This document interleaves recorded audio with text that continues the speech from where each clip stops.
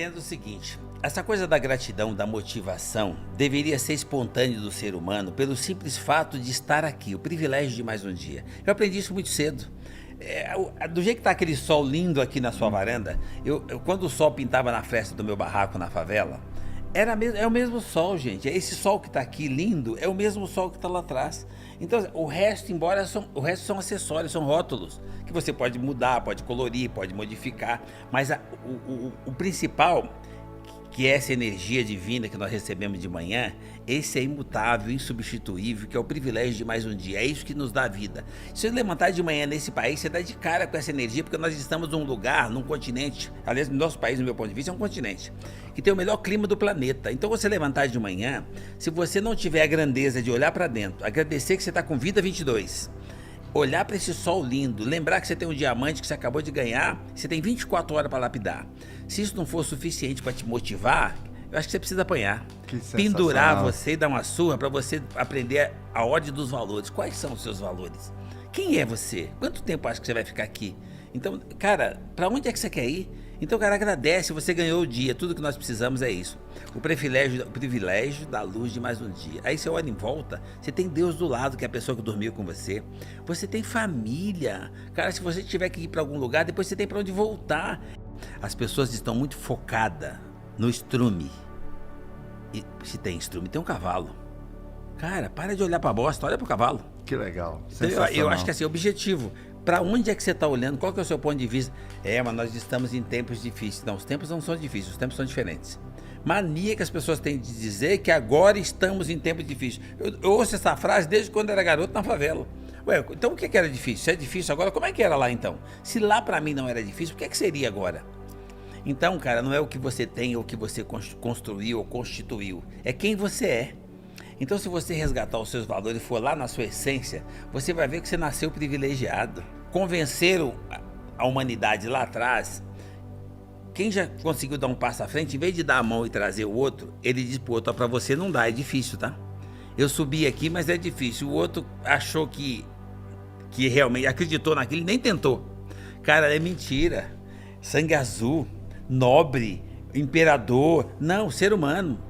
Semelhante, todo mundo pode, mas alguém para enfraquecer o outro disse que era difícil, o cara acreditou. Cara, nós estamos no século XXI, hoje tem informação, tecnologia, um monte de aplicativo que você baixa que está escancarado assim, é possível. Então é hora de você convencer o seu cérebro, informar o seu cérebro, que ainda está parado lá atrás, que não é difícil, é possível. O difícil é o processo, mas você dá o primeiro passo, começou a movimentar. Quando tem movimento, tem oportunidade. Então assim, cara, pare de acreditar não é difícil e comece a acreditar não é possível, que a transformação começa a partir de você. Então eu acho que é isso, né? Mentalidade, tudo começa na mente. Mas se você está acreditando que é difícil, aí vem uma energia divina e fala, seja feita a vossa vontade. Cara, você não tem, sem noção, né? Porque se você acredita, dá o primeiro passo que Deus põe o chão. Cara, que lindo. Só que você precisa dar o passo, você precisa acreditar. Então, toda vez que eu vou fazer uma palestra, eu vou tão focado, tão determinado em impactar uma pessoa, que é o caso do nosso bate-papo aqui hoje, para que ele olhe para dentro e perceba o gigante que está nele. E aí ele compartilha com mais alguém na casa dele. E eu consigo melhorar 2 pessoas. Então a minha meta está sempre baseada em 1. Se eu conseguir 2, eu dobrei a meta. Nós somos emocionais. Então quando eu vou falar com as pessoas, eu quero atingir as pessoas, eu olho para dentro dela. Porque a força está nela. Eu não tenho o poder de transformar a pessoa, mas ela tem. Se ela aceitar olhar para dentro, ela percebe que ela pode um pouquinho mais. Ela pode ser um pouquinho mais humana, um pouquinho mais sensível, um pouquinho mais generosa, um pouquinho mais mãe. Ela pode ser, e por consequência, ela pode ser pai também, que aí você consegue carinho de mãe e disciplina militar. Você vai ter um filho, o dia que você tiver um filho, você vai precisar fazer uma coisa que as empresas precisam fazer hoje. Ele acaba de chegar e ele não sabe. É você que tem que dizer para ele o que fazer, a direção.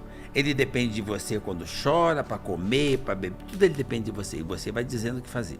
Quando ele tem um ano e pouco, que ele já percebe que você anda, ele não quer mais engatinhar, ele levanta e anda também, tá copiando você. E aí vai, sempre copiando você. A hora que ele tem 2 anos, ele já quer trocar uma ideia. 3 anos, ele já se acha. Então, você que tem que dizer para ele, isto pode, isto não pode. Isso é certo, isso não é, então você não vai fazer. Pode chorar, isso pode, isso não pode. Cara, nós precisamos que as famílias tenham essa responsabilidade, porque é dali que você vai constituir como é que você contrata no futuro. Porque a hora que você treinar essa criança com amor, com carinho, mas com disciplina, isto pode, isto não pode, você consegue ter um time, respeito, equilíbrio, família. O cara começa a perceber que quando a mãe espirrar, ele tem que dizer a mãe, amém, porque ninguém ama ele mais do que aquela pessoa que deu a vida a ele. Quando você vai para a empresa, quem deu a vida profissional para esse cara? O cara que abriu a porta, fez um currículo e contratou ele. E agora ele não vai aceitar dizer o que o cara contratou, o que o cara quer que faça? Qual o caminho que ele quer? Ele está respeitando as regras, mas as regras é dele, a cultura é dele, o negócio é dele, o cara acabou de chegar. Então ele tem que fazer exatamente o que ele fazia com o filho dele em casa com 2 anos. Isto pode, isto não pode. Exato. Eu chamo de democracia cubana. Dê às crianças e dê a quem você está contratando o direito de concordar.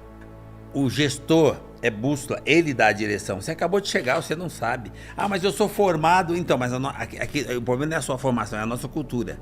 Uhum. As pessoas vêm, o cara é engenheiro, é formado em técnico, não sei do que. Tá bom. Essa é a parte do currículo. Mas eu não leio o currículo, eu leio os olhos. Não é o que está escrito, é quem é a pessoa. Se ela estiver adaptada, com humildade, com valores e com disposição para aprender, que é muito aquela oportunidade para crescer naquela empresa como empreendedor, ele está contratado. O currículo é só complemento da técnica que ele precisa entregar naquele setor. E aí sim, agora ele precisa se adaptar à cultura e não a cultura se adaptar a ele que está chegando. Perfeito. E quem já está chegando com esse tipo de mentalidade, esse tipo de comportamento, vai acabar absorvendo o que ele trouxe de bom. Mas é o que ele trouxe de bom somando naquilo que já existe. E não modificando o que já existe porque chegou alguém que pensa diferente. Então, é o melhor presente que nós podemos deixar para os nossos filhos, para eles terem oportunidade na vida, independente dos tempos que vão mudando, é quando você consegue fazer com que ele seja um grande ser humano. E a melhor coisa que você pode fazer para alguém que você contrata é a mesma coisa. É você preparar ele para que ele seja o dono da empresa, um grande ser humano, um gerador de oportunidades. Eu sempre preparo a minha equipe para que eles me superem. Meus filhos me superaram, graças a Deus. Minha mulher me superou. E a minha equipe, minha gerente, minha diretora, elas foram me superando. E aprenderam comigo e fazem o que eu ensinei melhor que eu. Isso me dá o privilégio de eu ser especialista em fazer nada. É, porque assim, eu cuido das pessoas, o resto das pessoas faz melhor que você. Deixa as pessoas fazerem. As pessoas querem ser importante. Eu falei, eu nasci importante. E eu percebi isso com 8 anos de idade. Com 8 anos de idade eu arrumei um trabalho para ensacar carvão. Eu trabalhava 12 horas por dia. E eu conseguia com isso pouco mais de meio salário, mas o suficiente para pôr em casa café com leite e pão com manteiga. Para 9 pessoas. Minha mãe já tinha falecido. Tomava café da mãe, meu pai e os 7 irmãos. E eu era o provedor daquilo. Eu conseguia com um pouco mais de meio salário promover o café da manhã que não estava ao alcance do orçamento do meu pai. Cara, eu me sentia tão importante.